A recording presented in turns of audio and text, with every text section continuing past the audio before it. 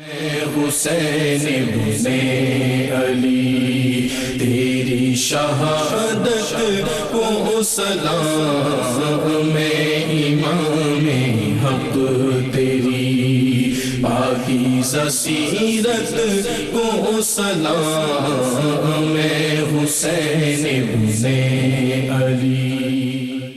اعوذ باللہ من الشیطان الرجیم، بسم اللہ الرحمن الرحیم۔ ناظرین گرامی السلام علیکم، میں ہوں آپ کا میزبان محمد رئیس احمد اور آپ دیکھ رہے ہیں پروگرام روشنی سب کے لیے۔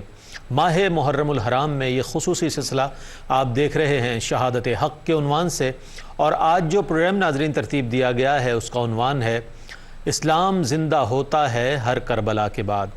نواسہ رسول، جگر گوشہ بطول، امام علی مقام سیدنا امام حسین رضی اللہ تعالیٰ عنہ نے اپنی جان کا نذرانہ پیش کیا، اپنے اہل بیت کی جان کا نذرانہ پیش کیا اور ان تمام مظالم کا سامنا کیا۔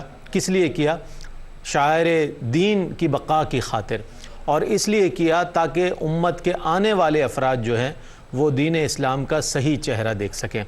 تو آج ہمارے پروگرام میں ممتاز و معروف شخصیت، ایک ایسی شخصیت موجود ہیں کہ الحمدللہ جنہیں صرف پاکستان میں نہیں بلکہ دنیا بھر میں رہنے والے مسلمان انتہائی عزت کی اور تکریم کی نگاہ سے دیکھتے ہیں۔ ہمارے الحمدللہ خوش بختی ہے کہ آج ہمارے پروگرام میں موجود ہیں مفتی اعظم پاکستان حضور قبلہ مفتی منیب الرحمن صاحب مدظ اللہ العالی آج ہمارے پروگرام میں تشریف فرما ہیں۔ آپ چیئرمین ہیں مرکزی رؤیت ہلال کمیٹی پاکستان، متعدد کتابوں کے مصنف ہیں ماشاءاللہ، استاذ العلماء ہیں اور ماشاءاللہ کئی حوالوں سے کئی اداروں کی سربراہی فرما رہے ہیں۔ آج ہمارے مہمان ہیں مفتی صاحب، السلام علیکم۔ وعلیکم السلام ورحمۃ۔ میں خوش آمدید کہوں گا اپنے شکریہ پروگرام کا۔ اور آپ کے ساتھ تشریف رکھتے ہیں عہد حاضر کی معروف شخصیت علامہ لیاقت حسین صاحب، میرے پروگرام کا حصہ ہوا کرتے ہیں ماشاءاللہ، بہت عمدہ انداز تکلم رکھتے ہیں، وقی مطالعہ رکھتے ہیں۔ آج ہمارے ساتھ موجود ہیں علامہ صاحب، السلام علیکم۔ وعلیکم السلام ورحمۃ اللہ۔ ناظرین جیسا کہ میں نے عرض کیا کہ آج ہمارے پروگرام کا موضوع ہے اسلام زندہ ہوتا ہے ہر کربلا کے بعد۔ مفتی صاحب کچھ فرمائیے گا اس حوالے سے کہ بظاہر نواسہ رسول امام علی مقام سیدنا امام حسین رضی اللہ تعالیٰ عنہ نے جام شہادت نوش کیا اور دوسری طرف یزید کو اقتدار ملا، لیکن ہم یہ دیکھتے ہیں کہ امام علی مقام ہی کی فتح ہوئی۔ بسم اللہ الرحمن الرحیم، حامدا للہ سبحانہ وتعالی عز وجل ومصلیا ومسلما علی رسول اللہ صلی اللہ علیہ وآلہ وصحبہ وبارک وسلم علیہ۔ مولانا محمد علی جوہر کا یہ شعر ہے کہ قتل حسین اصل میں مرگ یزید ہے، اسلام زندہ ہوتا ہے ہر کربلا کے بعد۔ تو ایک یہاں شاعر حیات اور موت کے دو تصورات کا، حقیقتوں کا تقابل بتا رہے ہیں۔ ایک حیات ظاہری ہے، ایک حیات کلینیکل ہے، طبی ہے۔ ہم کھاتے پیتے ہیں، چلتے پھرتے ہیں، عشرتوں میں کھوئے رہتے ہیں، لذت نظر، لذت سماع، لذت کام و دہن، سفلی جذبات کی لذت، شکم پروری کی لذت، ذہنی آوارگی کی لذت، ایک یہ حیات ہے۔ لیکن یہ وہ حیات ہے کہ جو حیوانات کی سطح پر ہے، اور اس طرح کی حیات تو سارے ہی جاندار، سارے ہی حیوانات اپنی اپنی صنف اور اپنی اپنی نوع اور اپنے اپنے احوال اور صفات کے مطابق گزار رہے ہیں اور انجوائے کر رہے ہیں۔ ایک حیات ایمان کی حیات ہے، کیا بات؟ ایک حیات حقیقت ابدی کے اعتبار سے حیات ہے۔ تو یہ جو جسمانی حیات ہے، یہ بقائے جاں کا نام ہے، کیا بات، اور وہ جو ایمانی حیات ہے وہ نثار جاں کا نام ہے۔ کیا کہنے، کیا کہنے۔ اور علامہ اقبال رحمہ اللہ تعالی نے اسی کو بیان کیا کہ برطرز اندیشے سود و زیاں ہے زندگی، ہے کبھی جاں اور کبھی تسلیم جاں ہے زندگی۔ کیا بات۔ تو وہ کہتے ہیں کہ کبھی اس جان کے باقی رہنے اور تنفس اور سانسوں کے سلسلے کے جاری و ساری رہنے کا نام جان ہے اور حیات ہے، اور کبھی اس نعمت جان کو جاں آفرین کے سپرد کر دینے کا نام حیات ہے۔ اور ان دونوں تصورات میں بہت بڑا بنیادی فرق ہے۔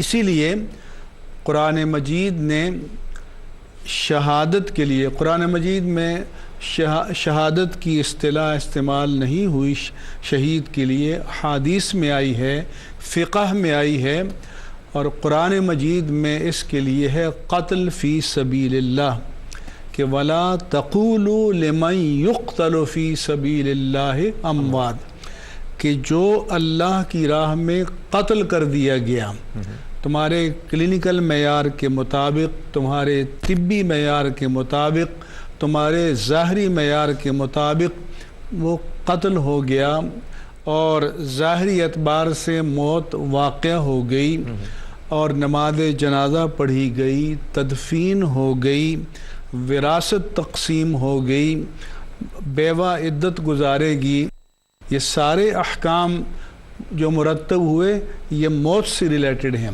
مگر اللہ فرماتا ہے کہ جو فی سبیل اللہ قتل ہو جائے تو اسے مردہ نہ کہو، بل احیاء، بلکہ زندہ ہیں۔ اور دوسری جگہ تو یہ فرمایا کہ وَلَا تَحْسَبَنَّ الَّذِينَ قُتِلُوا فِي سَبِيلِ اللَّهِ أَمْوَاتًا، یہاں تو یہ ہے کہ انہیں مردہ زبان سے نہ کہو، اور وہاں یہ ہے کہ اپنے دل و دماغ کے کسی حاشیہ خیال میں بھی انہیں مردہ گمان مت کرو، بل احیاء، بلکہ وہ زندہ ہیں۔ یہاں فرمایا کہ وَلَٰكِن لَا تَشْعُرُونَ، تمہیں اس معراج حیات کا شعور نہیں ہے، اور وہاں فرمایا کہ عند ربہم یرزقون، اپنے رب کے پاس ان کو رزق عطا کیا جاتا ہے، اور ان کو اللہ تعالیٰ کی طرف سے حیات ابدی مل جاتی ہے۔ اس لیے فرمایا کہ تو اسے پیمانہ امروز و فردا سے نناب، جاوداں پہ ہم رواں ہر دم جواں ہے زندگی۔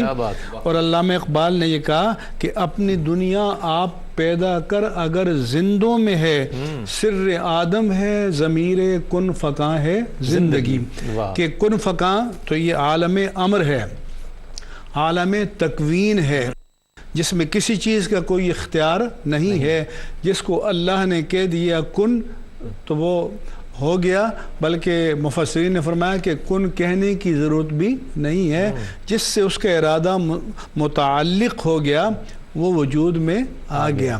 لیکن اس پورے تکوینی نظام کا جو ضمیر ہے وہ مومن کی حیات ہے، کہ مومن کی حیات جب وہ حیات کو قربان کرتا ہے تو پھر وہ اپنے ارادے سے کرتا ہے، اپنی ترجیح سے کرتا ہے، اپنے حیات عطا کرنے والے کی راہ میں پیش کرتا ہے، اور اسی لیے اللہ تعالیٰ کے رسول مکرم صلی اللہ علیہ وآلہ وسلم نے اسے معراج عطا کرتے ہوئے فرمایا کہ میں تمنا کرتا ہوں کہ مجھے حیات ملے، پھر شہید کیا جاؤں، پھر حیات ملے، پھر شہید کیا جاؤں، پھر حیات ملے، پھر شہید کیا جاؤں، یعنی اللہ تعالیٰ کی راہ میں جان کو قربان کر دینے میں جو لذت ہے وہ دنیا کی کسی نعمت میں یا شاید جنت میں بھی نہ ہو۔ تو یہ حقیقت حیات ہے۔ اسی لیے مولانا محمد علی جوہر نے کہا کہ اسلام زندہ ہوتا ہے ہر کربلا کے بعد، کہ ایک ظاہری معیار سے جیسا کہ آپ نے کہا کہ یزید کو فتح مل گئی، اور ظاہری معیار سے امام حسین فاتح نظر نہیں آتے، لیکن اب دیکھو کہ آج یزید کا کوئی نام لیوا ہے؟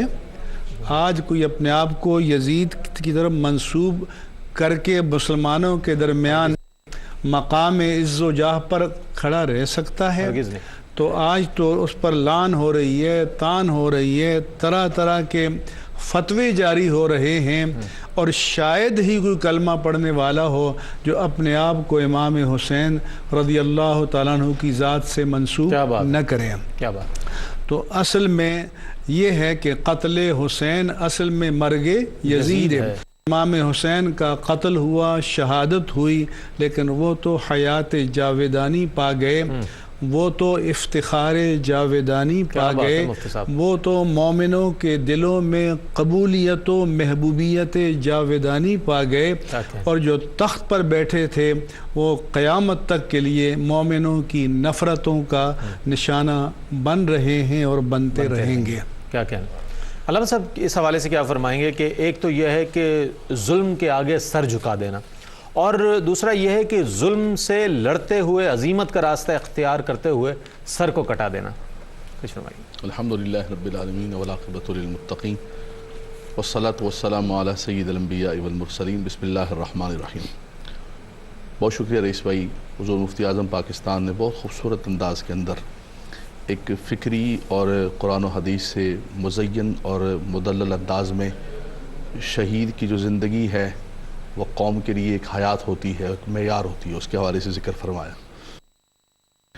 دیکھیں بالکل اسلام کے اندر دونوں راستے موجود ہیں، اور ایک رخصت کا راستہ ہے، ایک عظیمت کا راستہ ہے، اور قرآن مجید فرقان حمید نے کئی مقامات پر فرمایا کہ وَلَا تُلْقُوا بِأَيْدِيكُمْ إِلَى التَّهْلُكَةِ، جان بوجھ کے اپنے آپ کو ہلاکت میں نہ ڈالو۔ فَمَنِ اضْطُرَّ غَيْرَ بَاغٍ وَلَا عَادٍ فَلَا إِثْمَ عَلَيْهِ، حالت اضطرار کے اندر اگر انسان اپنی جان بچانے کے لیے کوئی عمل کرتا ہے تو اس پر کوئی گناہ نہیں ہوگا، اس کے دل کے اندر اگر ایمان موجود ہے۔ یہ حالت اضطرار میں اپنی جان کو بچانا، یہ تمام رخصت کے راستے ہمیشہ موجود رہے ہیں، اور لیکن انبیاء کرام علیہ السلام کی زندگی کے اندر جب بھی مشکلات آئے، امتحانات آئے، وہ حضرت ابراہیم علیہ السلام سے لے کر حضرت زکریا علیہ السلام تمام انبیاء کی تاریخ کو دیکھیں تو انبیاء نے ہمیشہ عظیمت کے راستے کو اختیار کیا۔ بظاہر آقا دو جہاں صلی اللہ تعالیٰ علیہ وسلم نے کئی مقامات پر معاہدے بھی کیے، صلح حدیبیہ بھی فرمائی، لیکن آقا دو جہاں صلی اللہ تعالیٰ علیہ وسلم کا خود بھی جو راستہ تھا وہ ایک عظیمت کا راستہ تھا۔ وطن کو چھوڑ دینا، میدان بدر و حنین میں اترنا، اور بڑے بڑے غزوات کے اندر خود اترنا پڑنا، یہ خود ایک عظیمت کا راستہ۔ امام حسین رضی اللہ تعالیٰ عنہ چونکہ نواسہ رسول ہیں، اور میرے آقا صلی اللہ علیہ وسلم کا یہ فرمانا کہ حسین منی وانا من الحسین، کہ حسین مجھ سے ہی، احب اللہ من احب حسینا، فرمایا حسین سے جو محبت کرتا ہے، فرمایا رب تبارک و تعالیٰ اس سے محبت کرتا ہے، وہ اللہ کا محبوب بن جاتا ہے۔ تو وہ جو نواسہ رسول کی تربیت ہے، وہ جو حضور کی گود ہے، وہ جو حضور کا خاندان ہے، اور وہ جو حضور کا فرمانا ہے کہ میرا بیٹا ہے، اس تربیت کا یہ صدقہ تھا کہ امام حسین رضی اللہ تعالیٰ نے وہی انبیاء کرام کے روش پر آپ نے رخصت کا راستہ اختیار نہیں کیا، آپ نے عظیمت کا راستہ اختیار کیا۔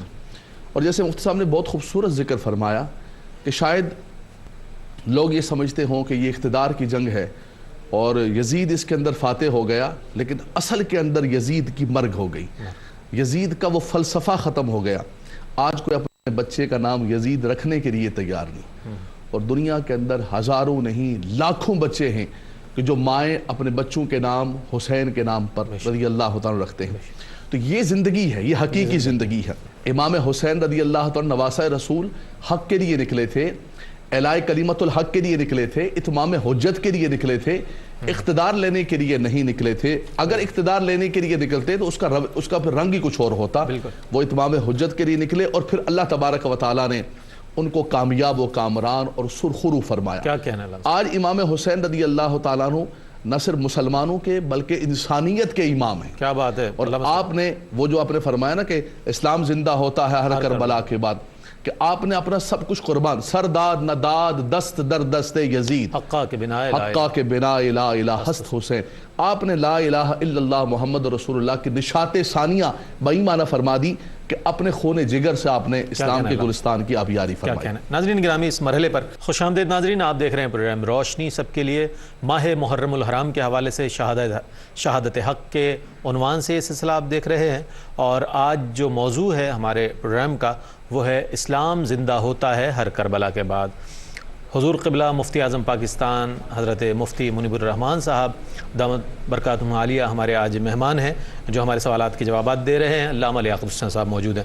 وہ سب کیا فرمائیں گے اس حوالے سے کہ جب 61 ہجری میں رونما ہونے والا واقعہ شہادت جب ہم پڑھتے ہیں تو اس میں حضرت امام علی مقام سیدنا امام حسین رضی اللہ تعالیٰ عنہ کی شخصیت سے واضح ہو جاتا ہے کہ ایک مومن کی شان کیسی ہونی چاہیے، اور ایک مومن کی کیا شان ہے کہ جب کوئی پریشانی ہو، کوئی مصیبت ہو تو صبر اور نماز سے آپ مدد لیتے ہیں. کیا فرمائیں گے؟ ایک تو میں یہ عرض کرنا چاہوں گا کہ امام علی مقام حسین رضی اللہ تعالی عنہ جو کربلا میں آئے اور جو واقعات رونما ہوئے، آپ جنگ کی تیاری سے نہیں آئے تھے، کیونکہ کوئی بھی دانا شخص میدان جنگ میں جاتا ہے تو چھوٹے چھوٹے بچوں کو، خواتین کو لے کر نہیں جاتا. اور وہ جاتے وقت کم از کم اتمام حجت کرتا ہے کہ میں اس مقابلے میں جا رہا ہوں تو کون میرا ساتھ دے گا. وہ تشریف لائے، کوفے والوں کے خطوط، دعوتیں، بیعت کے وعدے اس کے تحت آئے، لیکن انہوں نے جفا کی اور انہوں نے یزیدی گورنر کے دباؤ کے تحت وہ سارے جو عہد و پیمان کیے تھے وہ توڑ دیے، اور ایک امتحان زندگی حضرت امام علی مقام حسین رضی اللہ تعالی عنہ کو پیش آیا.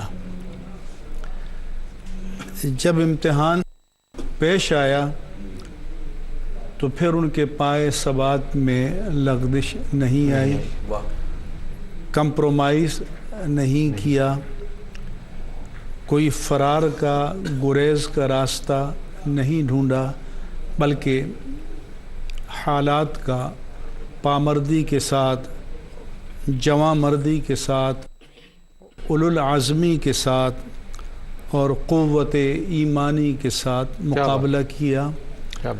اگر ہم میدان کربلا کے منظر کو دیکھیں تو ظاہری اعتبار سے، تعداد کے اعتبار سے، وسائل کے اعتبار سے، افرادی قوت کے اعتبار سے کوئی تناسب یا مقابلہ نہیں ہے.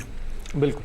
لیکن جس طرح ہمارے آقا و مولا صلی اللہ علیہ وآلہ وسلم اور ان کے نانا جان تاجدار کائنات سیدنا محمد الرسول اللہ صلی اللہ علیہ وآلہ وسلم غزوہ حنین میں وقتی طور پر مجاہدین کے پاؤں اکھڑ گئے، پسپا ہو گئے، آپ تنہا میدان میں کھڑے ہو گئے.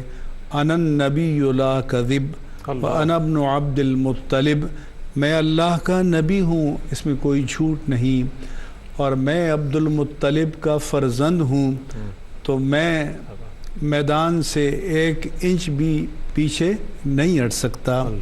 اور وہی مرحلہ امتحان حضرت امام علی مقام حسین رضی اللہ تعالیٰ عنہ پر آیا.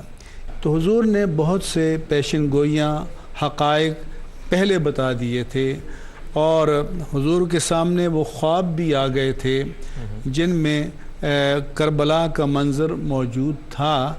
اور یہ بتا دیا گیا تھا کہ جب ام الفضل بنت حارث زوج عباس رضی اللہ تعالی عنہ جو آپ کی چچی بھی تھیں، تو انہوں نے کہا کہ میں نے دیکھا ہے کہ آپ کے بدن سے ایک ٹکڑا گرا ہے، میری گود میں آیا ہے۔ وہ پریشان تھی، آپ نے فرمایا کہ نہیں، تمہیں بشارت ہو کہ فاطمہ کے ہاں بیٹا پیدا ہوگا اور تمہاری گود میں آئے گا۔ پھر یہ بھی دیکھا کہ حضور ریت جمع کر رہے ہیں، ریت کے ذرات اور خون کو، یہ سارے حقائق موجود تھے۔ تو اس لیے یہ ایسے لوگ تھے کہ یہ عزیمت کے ساتھ جان بوجھ کر جب وقت آتا تھا تو پھر میدان حق سے پیچھے ہٹنے والے نہیں تھے، خواہ ظاہری اعتبار سے نتیجہ کچھ بھی ہو۔ چنانچہ امام علی مقام حسین رضی اللہ تعالیٰ عنہ پر اتنے امتحان آئے جو قرآن مجید نے بھی بیان کیے کہ وَلَنَبْلُوَنَّكُمْ بِشَيْءٍ مِّنَ الْخَوْفِ، کہ ہم اپنے مقرب بندوں کا، محبوب بندوں کا، اعلیٰ مراتب کے حامل بندوں کا جب امتحان لیتے ہیں تو کبھی خوف مسلط کرتے ہیں، کبھی بھوک مسلط کرتے ہیں، کبھی جان معرض خطر میں آتی ہے، کبھی اولاد کی قربانی آتی ہے، لیکن وبشر الصابرین، تو جو اللہ تعالیٰ کے عباد محبوبین ہیں وہ پے کرے صبر و استقامت بن جاتے ہیں، جزا و فضا نہیں کرتے، اللہ کی ذات سے کوئی شکوہ اور شکایت نہیں کرتے۔ اور فرمایا کہ صابرین کون ہیں؟ کہ الذین اذا اصابتہم مصیبہ، کہ جب ان کو کوئی مصیبت پہنچتی ہے تو وہ کیا کہتے ہیں؟ انا للہ و انا الیہ راجعون، کہ ہم اللہ کے لیے ہیں، ہمارا تو کچھ بھی نہیں، یہ جان، یہ اولاد، یہ نعمت ہمارا کچھ بھی نہیں۔ اس لیے شاعر نے کہا کہ جان دی ہوئی اسی کی تھی، حق تو یہ ہے کہ حق ادا نہ ہوا۔ ان کا تو روح سے یہ آواز آتی ہے کہ یہ جان جو ہم نے اے اللہ تیری بارگاہ میں قربان کر دی، یہ تو تیری ہی امانت تھی، ہم نے اپنے پاس سے کیا دیا، ہمارے بس میں ہوتا تو ایک جان کے بدلے میں 100 جانیں قربان کر دیتے، مگر اس پر ہمیں قدرت نہیں ہے۔ اور وہ کہتے ہیں کہ انا الیہ راجعون، یہ فراق بھی دائمی نہیں ہے، یہ مختصر ہے، اسی کی بارگاہ میں لوٹ کر جانا ہے۔ تو اللہ تعالیٰ کے عباد مقربین کی شان جو ہے وہ صبر ہے، ثبات ہے، استقامت ہے، عزیمت ہے، اولو العزمی ہے، اور پھر پے کرے تسلیم و رضا بن جانا۔ اور جو علامہ اقبال نے کہا کہ غریب و سادہ و رنگی ہے داستان حرم، نہایت اس کی حسین ہے ابتدا اسماعیل۔ تو حضرت اسماعیل علیہ السلام جو آپ کے جد اعلیٰ تھے، تو ان کی ذات اور ان کے والد ماجد کی حضرت ابراہیم علیہ السلام کی ذات سے جو قربانیوں کا، ابتلاء کا، آزمائشوں کا سفر شروع ہوا تو پھر وہ کربلا تک پہنچا۔ کیا کہنا علامہ صاحب، کیا فرمائیں گے اس حوالے سے کہ حضرت سیدنا امام علی مقام سیدنا امام حسین رضی اللہ تعالیٰ عنہ کی عملی جد و جہد نے شاعر دین کی بقا کے لیے کیا کردار ادا کیا؟ بالکل، آج جو اللہ تبارک و تعالیٰ کی تکبیر اذان میں بلند ہو رہی ہے، یہ نمازیں، یہ قرآن کی آواز، یہ تلاوتیں، یہ سب کچھ صدقہ ہے امام حسین رضی اللہ تعالیٰ عنہ اور خاندان نبوت کا، جنہوں نے کربلا کے میدان کے اندر اپنا سب کچھ وار دیا۔ جیسے کہ مفتی صاحب نے بہت خوبصورت انداز کے اندر ذکر فرمایا کہ وہ جنگ کرنے نہیں گئے تھے، جنگ مسلط ہو گئی، لیکن جب مسلط ہو گئی تو سب کچھ وار دیا، سب کچھ قربان کر دیا۔ وہ وہاں پر اپنی جان کو بچانے نہیں بلکہ اپنی جان کو دے کر اپنے نانا کے دین کو بچانے کے لیے گئے تھے۔ تو یہ آج جو شعار ہیں اسلام کے، اور یہ اسلام کا لہلاتا ہوا چمنستان اور گلستان نظر آ رہا ہے، یقیناً اس کے اندر خاندان نبوت اور خاندان آل بیت کے خون کے اثرات اور برکات موجود ہیں۔ اور امام حسین رضی اللہ تعالیٰ نے وہ فکر دی، وہ جذبہ دیا۔ علامہ اقبال فرماتے ہیں نا کہ ان کی پیروی کرو، نکل کر خانقاہوں سے ادا کر رسم شبیری۔ فرمایا کہ صرف بیٹھ کر خانقاہوں سے بات نہیں بنے گی، وہ خانقاہ والے تھے، وہ تسبیح والے تھے، وہ تلاوت والے تھے، وہ آقا دو جہاں صلی اللہ علیہ وسلم کے سب سے بڑے دربار گوہر بار میں بیٹھے ہوئے تھے، جہاں انوار و تجلیات کا ہمہ وقت نزول ہوتا تھا، اس سے بڑھ کر کائنات کا کون سا دربار اور آستانہ تھا. لیکن جب وقت آ جائے اور دین کی سربلندی کے لیے اور زمین کے اندر جب فساد ہو جائے, فَهَلْ عَصَيْتُمْ إِن تَوَلَّيْتُمْ أَن تُفْسِدُوا فِي الْأَرْضِ وَتُقَطِّعُوا أَرْحَامَكُمْ أُولَٰئِكَ الَّذِينَ لَعَنَهُمُ اللَّهُ. فرمایا ان لوگوں کو دیکھا کہ جن کو زمین میں ملکیت اور ولایت جب دی تو انہوں نے زمین میں فساد کر دیا. فساد فی الارض, تو یزید نے زمین میں فساد فی الارض کر دیا. اللہ تبارک و تعالیٰ کے دین کو دیکھیں, وہ جو نبی کریم صلی اللہ علیہ وسلم نے بشارت دی تھی, فرمایا کہ انا تارک فیکم الثقلین اولہما کتاب اللہ و اہل بیتی. فرمایا ایک قرآن چھوڑ کے جا رہا ہوں, آل بیت اطہار چھوڑ کے جا رہا ہوں. تو کربلا کے میدان کے اندر اور امام حسین رضی اللہ تعالیٰ نے وہ جو قرآن کے احکامات کو جب بدلنے لگے, نبی کریم صلی اللہ علیہ وسلم کی سنت کو جب وہ تبدیل کرنے لگا, شعار اسلام کو جب مٹانے لگا, تو اس وقت خاندان نبوت اور آل بیت اطہار قرآن کی حفاظت کے لیے, حفظ آئین الہی کی حفاظت کے لیے میدان کے اندر نکلتے ہیں. تو یقیناً جو شعار کی حفاظت ہے امام حسین رضی اللہ تعالیٰ نے. اور پھر اس کے بعد بھی آپ دیکھیں مدینہ منورہ جیسی سرزمین, مکہ مکرمہ, خانہ کعبہ کا غلاف جلا دیا جاتا ہے, صحابہ کرام کو شہید کیا جاتا ہے. صحابہ کرام, مدینہ پاک جیسی سرزمین, حضور نے فرمایا المدینہ تو خیر لکم لو کنتم تعلمون. یہ مدینہ تو طابہ ہے, طیبہ ہے, منورہ ہے. اس مدینے کی سرزمین پر ظلم کا اس نے ایک انتہا کر دی اور ظلم کے پہاڑ دوئے. تو اس سے پتہ چلتا ہے کہ اس سے بڑھ کر زمین پر فساد فی الارض کرنے والا کون تھا اور اسلام کے شعار کو مٹا رہا تھا. آگے بڑھ کر امام حسین رضی اللہ تعالیٰ نے ان شعار اسلام کی حفاظت فرمائی, اپنی جان تو دے دی. جیسے وہ سب ذکر فرما رہے تھے کہ انسان تو یہ سمجھتا ہے کہ شاید زندگی چلی گئی, ختم ہو گیا. فرمایا موت کو سمجھا ہے غافل اختتام زندگی, ہے یہ شام زندگی صبح دوام زندگی. ایک زندگی جاویدہ مل گئی اور ہمیشہ کی زندگی مل گئی کہ آج بھی امام حسین رضی اللہ تعالیٰ کا ذکر پوری دنیا کے اندر کیا جا رہا ہے. بہت اچھی بات کی آپ نے. خوش آمدید ناظرین, آپ دیکھ رہے ہیں پروگرام روشنی سب کے لیے. شہادت حق کے عنوان سے ماہ محرم الحرام میں یہ سلسلہ دیکھ رہے ہیں آپ, اور آج جو موضوع ہے ہمارا, اسلام زندہ ہوتا ہے ہر کربلا کے بعد. اس حوالے سے مفتی صاحب آپ کیا فرمائیں گے کہ امام علی مقام سیدنا امام حسین رضی اللہ تعالیٰ عنہ کا کردار جو ہے وہ واقعہ کربلا کے بعد ہم دیکھتے ہیں تو ایک عالمگیر فلسفے کی حیثیت اختیار کر لیتا ہے. پھر اس میں صرف مسلمانوں کے لیے نہیں بلکہ عالم انسانیت کے لیے ایک پیغام موجود نظر آتا ہے. کچھ فرمائیے. اصل میں ہم مسلمانوں نے اظہار عقیدت کے ذرا بے ضرر سے اور آسان طریقے اپنا لیے ہیں, لیکن جو مقاصد شہادت حسین ہیں ان پر نہ خود پورا اترنے کی کوشش کرتے ہیں اور نہ اپنے گرد و پیش میں ہم جائزہ لیتے ہیں کہ آج ہم جس نظام اقتدار میں ہیں اور جس نظام اقدار میں ہیں, کیا وہ اقدار یزید سے قریب ہیں یا اقدار حسین سے قریب ہیں؟ تو کوئی فہرست بنائے اور یہاں بورڈ پہ آویزاں کرے کہ اقدار حسین یہ تھی, اقدار یزید یہ تھیں, جن سے ٹکرانے کے لیے, جن کو مٹانے کے لیے امام حسین رضی اللہ تعالی عنہ میدان عمل میں آئے, اور اقدار حسین یہ تھیں جن کو برپا کرنے کے لیے, جن کو سربلند کرنے کے لیے, جن کو قیامت تک کے لیے قائم و دائم رکھنے کے لیے امام حسین میدان عمل میں آئے. تو شاید بہت سے محبت حسین کا دعویٰ کرنے والوں کو شرمندگی اٹھانی پڑے گی. آج کے دور میں حال تو یہ ہے کہ یزید سے بھی مراسم, حسین کو بھی سلام. تو اس لیے حقیقی حسینیت تو یہ ہے کہ ہم اپنے وقت کے یزید کے مقابل میدان میں کھڑے ہوں. ہماری کربلا ہماری منتظر ہے, لیکن اپنی کربلا میں کودنا مشکل ہے.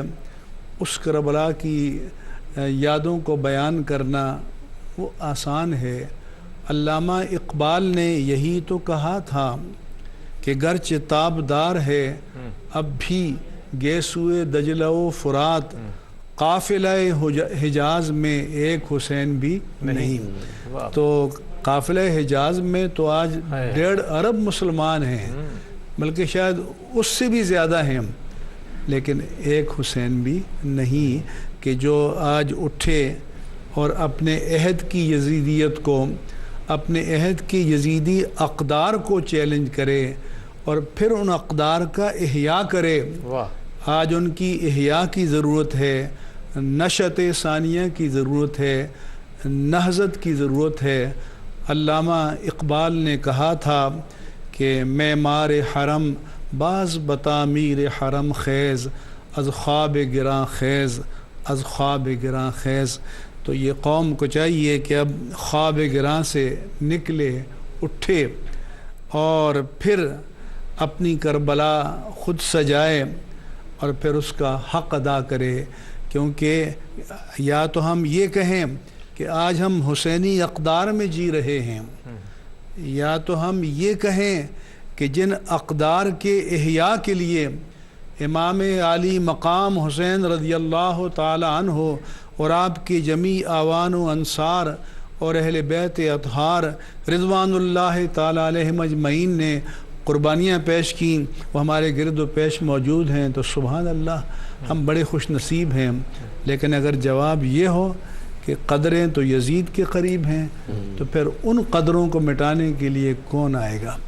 اس لیے نعرہ حسین لگانا تو آسان ہے، حسینیت کے سانچے میں اپنے آپ کو ڈھالنا اور جذب کرنا اور حسینیت کو برپا کرنا اور حسینی اقدار کے احیاء کے لیے میدان عمل میں کھڑا ہونا، یہ جتنا آج سے تقریباً 1374 سال پہلے مشکل تھا، آج بھی اتنا ہی مشکل ہے۔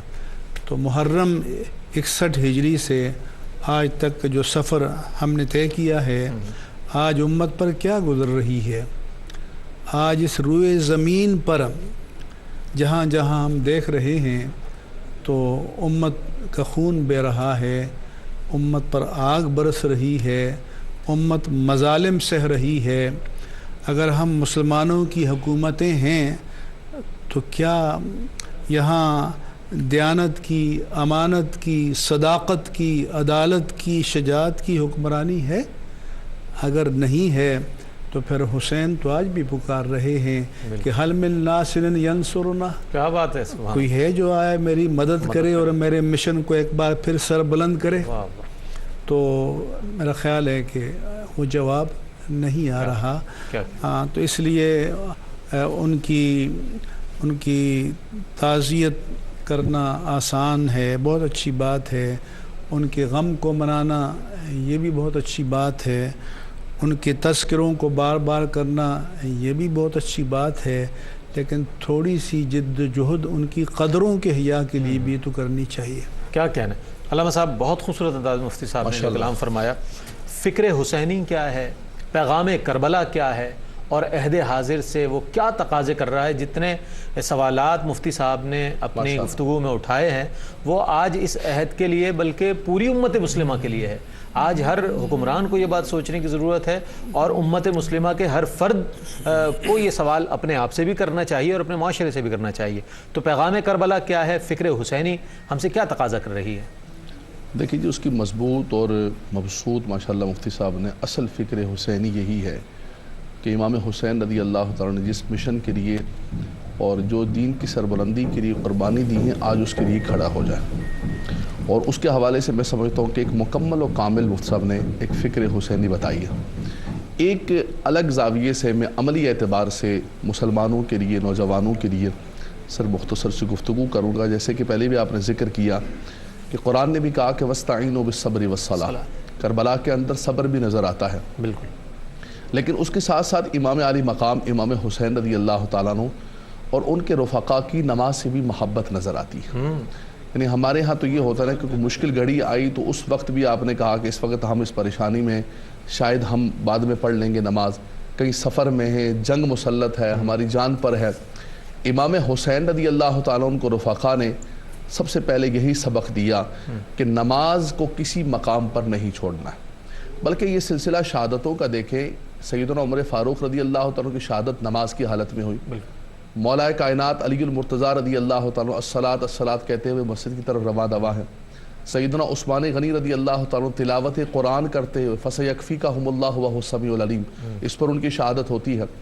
امام حسین رضی اللہ تعالیٰ کربلا کے میدان کے اندر قرآن زبان پر جاری و ساری ہے، اللہ کی بارگاہ میں سر بسجود ہیں، اور یہ امت کو سبق دیتے ہوئے گئے، یہ بھی ایک پیغام دیتے ہوئے گئے کہ قرآن ہمارے دین کی اساس ہے، نماز ہمارے دین کی بنیاد ہے، میرے نانا جان کی آنکھوں کی ٹھنڈک ہے، اپنے جبینوں کو سجدوں سے کبھی دور نہ کرنا، اپنے سر کو اللہ کی بارگاہ میں جھکا کے رکھنا، اور اپنی زبانوں پر قرآن جاری و ساری کرنا۔ آج آپ دیکھیں کہ ذرا سی کوئی بات ہوتی ہے تو جھوٹے قسم کے عاملوں کے پاس لوگ بھاگنا شروع کر دیتے ہیں۔ کیا قرآن موجود نہیں ہے ہمارے پاس؟ اللہ کی نماز موجود نہیں ہے ہمارے پاس؟ امام حسین رضی اللہ تعالیٰ خود نبی کریم صلی اللہ علیہ وسلم کی یہی تعلیمات تھی کہ مشکل سے مشکل امر آ جاتا تو اللہ کے نبی صلی اللہ علیہ وسلم نماز کی طرف متوجہ ہوتے، تلاوت قرآن کی طرف رغبت دیتے۔ آج امت نے قرآن کو بھی چھوڑ دیا، آج امت نے نماز کو بھی چھوڑ دیا۔ اس کا نتیجہ یہ نکلا کہ جاہل عاملوں کے ہاتھ میں اپنا دین بھی بیچ دیا، اپنی عزتیں بھی بیچ دی، سب کچھ بیچ دیا۔ تو یہ بھی ایک کربلا سے سبق ہے عملی اعتبار سے مسلمانوں کے لیے کہ اپنے گھروں میں، اپنی زندگیوں میں قرآن کو اور نماز کو نافذ کریں اور جاری و ساری کریں، اور نیزے پہ قرآن پڑھنے والے اس قاری کو سلام۔ اور امام حسین رضی اللہ تعالیٰ کا یہی سبق ہے۔ کیا کہنا، وہ سب چند لمحات رہ گئے، میں چاہوں گا ARYQ TV کی اس کوشش کے حوالے سے کچھ ارشاد فرمائیے۔ شہادت حق کے عنوان سے یہ ایک خراج عقیدت پیش کرنے کا سلسلہ شہدائے کربلا کو اور امام علی مقام کی بارگاہ میں نذرانہ ہائے عقیدت پیش کیا گیا۔ ARYQ TV کی اس کوشش کو کس نظر سے دیکھتے ہیں؟